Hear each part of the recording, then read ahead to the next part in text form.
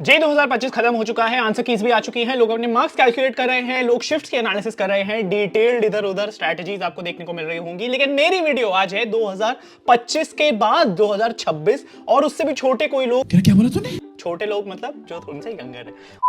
एक वीडियो बना रहे हैं हम जहां आप जान लो कि क्या चेंजेस देखे गए हैं जे मेंस 2025 में। मैं डेटा के साथ यहां बैठा हुआ हूं और बहुत जल्दी से एक शॉर्ट वीडियो में आपको बताने वाला हूं जे मेंस 2025 की रियलिटी, एनटीए का सच, किस तरीके से पेपर मेकर्स आजकल सोच रहे हैं और आने वाले टाइम में जेई मेन में क्या चेंजेस देखे जाने वाले हैं। तो वीडियो शुरू होने से पहले नीचे जाके कमेंट कर दो कि आप कौन सी क्लास में हो, क्या आप 11th के स्टूडेंट हो, 12th के स्टूडेंट हो, या आप एक 10th 9th के स्टूडेंट हो। ये सब नीचे जाके कमेंट कर दो और एक और चीज खास करके जाके कमेंट करो अभी के अभी कि what is your biggest problem that you are facing, ताकि मैं आने वाले टाइम में, आने वाले कुछ वीक्स में इस पे वीडियो बनाने वाला हूं। और अगर अपने दोस्त का कमेंट अच्छा लग रहा है तो उसको लाइक कर दो। वीडियो में आगे बढ़ता हूं। मैं सबसे पहले आपको बता दूं कि जेईई मेंस 2025 बहुत इंटरेस्टिंग रहा ये पूरा सेगमेंट, क्योंकि देखने वाली बात हम सबके लिए ये थी कि क्या एनटीए अपने पैटर्न्स चेंज करेगा, क्या कुछ नया देखने के लिए मिलेगा इस पेपर में, क्योंकि स्टूडेंट्स का जो नंबर है वो इंक्रीज हुआ है डेफिनेटली जेईई मेंस 2025 में। और अब हमारी एक्सपेक्टेशन में, कोई 11th के बच्चों के कई सारे डाउट्स आते हैं कि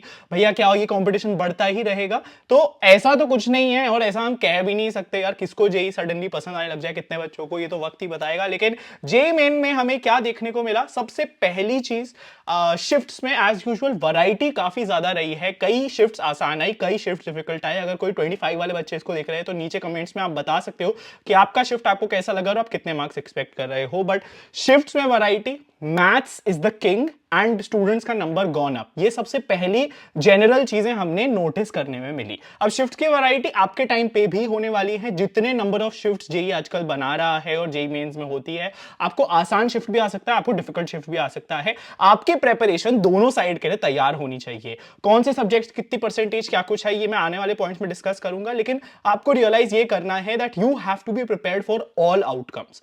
दूसरी चीज, मैथ्स इज द किंग। ये हम कंसिस्टेंटली देख रहे हैं पिछले कई सारे सालों में कि mathematics difficult versus physics chemistry रहती ही रहती है। इसके नंबर ऑफ क्वेश्चंस जो है वो ज्यादा टाइम लेते ही हैं, जबकि यूजुअली जो होता है ना मैथमेटिक्स टाइम कंज्यूमिंग उतनी होती है जितनी फिजिक्स के न्यूमेरिकल्स होते हैं, बट फिर भी कहीं ना कहीं हर बार गेम चेंजर मैथमेटिक्स बन जाता है। तो अगर आप एक आने वाले एस्पिरेंट हो, आप अपकमिंग कुछ सालों में जेईई मेन देने वाले हो, तो मैथ्स को अच्छे से एम्ब्रेस करो। मैथ्स के प्रति नफरत मत रखो, मैथ्स के प्रति एंटी बिल्कुल भी मत हो। Mathematics is going to change the game. And तीसरी बात जो थी, number of students going up, इसके बारे में बिल्कुल मत सोचो। तुम्हारे हाथ में तुम्हारी प्रेपरेशन है। तुम्हारा एम होना चाहिए कि मैं कैसे हर एक क्वेश्चन की एनालिसिस करके हर एक क्वेश्चन का नॉलेज एटलीस्ट इकट्ठा कर लूं अपने जेईई मेंस तक।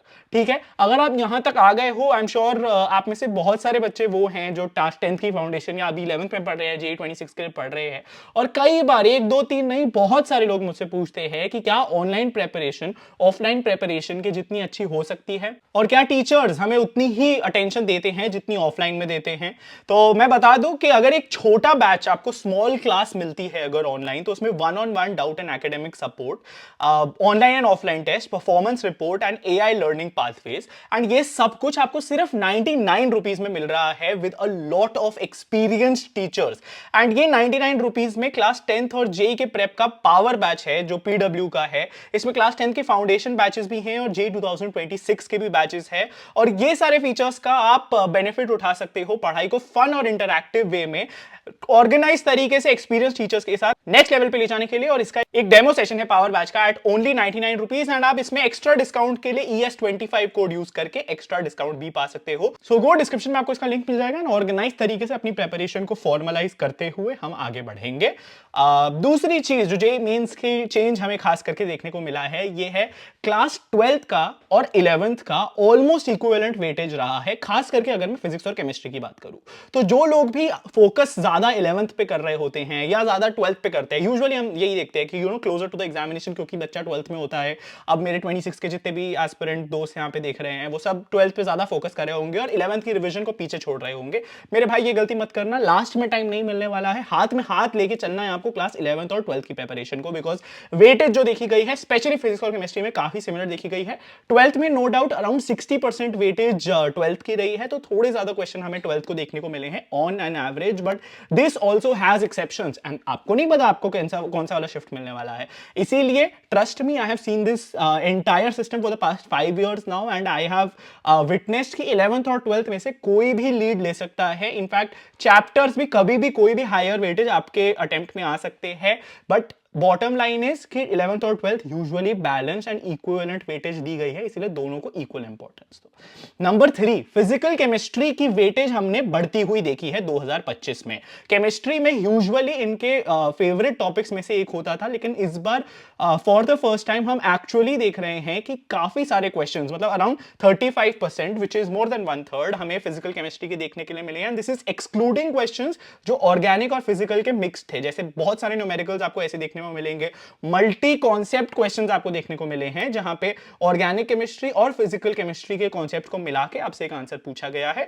25 एस्पिरेंट्स आपको इसके बारे में और बेटर बता सकते हैं, आप उनसे बात करो इस बारे में, but bottom line here again is that physical chemistry की weightage is also increasing and आने वाले टाइम में अगर हमने देखा कि फिजिकल की वेटेज और बढ़ गई, ये टाइम कंज्यूमिंग टॉपिक होता है, ये आपका टाइम और खाएगा। इसीलिए स्पीड पे काम करना, फिजिकल केमिस्ट्री के क्वेश्चंस प्रैक्टिस करना अपनी प्रायोरिटी बनाओ एंड न्यूमेरिकल्स खास करके इसके प्रैक्टिस करते रहो। बट रही बात न्यूमेरिकल्स की, तो यही मेरा चौथा पॉइंट आता है कि not just numericals and single correct, we are witnessing an increase in statement type, assertion reasoning type, multi statement type, especially chemistry और physics में। और मैं पर्सनली जानता हूं ऐसे बहुत सारे बच्चों को जो ये मल्टी स्टेटमेंट, असर्शन रीजनिंग में आते जाते क्वेश्चन को गलत करते हैं, because they do not know कि असर्शन रीजनिंग कैसा होता है। इनफैक्ट मेरे बहुत क्लोज एक स्टूडेंट है, उसके ही स्टोरी है जहां पे वो असर्शन रीजनिंग के लॉजिक को बिल्कुल सही समझता है, उसके पीछे की फिजिक्स बिल्कुल सही समझता है, लेकिन उसके 290 मार्क्स आए हैं और उसका एक क्वेश्चन यही गलत है, just because he did not understand कि असर्शन रीजनिंग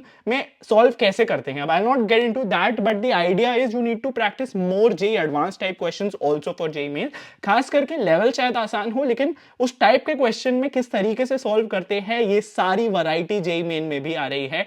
वो बिल्कुल भी नहीं चाह रहे कि हम एक टाइप के स्टूडेंट्स ही चूज करें, और वो इसीलिए ये सारी वैरायटी चाह रहे हैं। तो statement type, assertion reasoning, multi statement, physics chemistry में खास करके हमने बहुत ज्यादा देखी गई है, इसकी भी वेटेज बढ़ेगी। एनटीए के ये चेंजेस जानबूझ के कर रहा है ताकि आपके डिफरेंट डिफरेंट टाइप के कॉन्सेप्ट्स है। तो इसका बॉटम लाइन ये है, आखिरी पॉइंट मेरा यही है जो हमने देखा गया है अगेन, कि कॉन्सेप्ट्स वही है मेरे भाई जो पीवाईक्यूज में देखे गए हैं। जिस इंसान ने पीवाईक्यूज मेरी बात सुन के सॉल्व किए हैं, जिन्होंने ये सारे टॉपिक, सारे जितने भी कॉन्सेप्ट्स हैं उसकी अंडरस्टैंडिंग को अच्छे से ग्रास्प किया है, उन लोगों का फायदा रहा है जेईई मेंस में। तो जेईई मेंस का अगर आपका एक कोई साथी है, आप कितने भी ये बहुत सारे लोग मेंटरशिप आपको बेचेंगे, आपको कोर्सेज बेचेंगे, before doing all of that guys, आपको ये चीज बिल्कुल सोचनी है कि हमें पीवाईक्यूज की अंडरस्टैंडिंग पहले खत्म करनी है।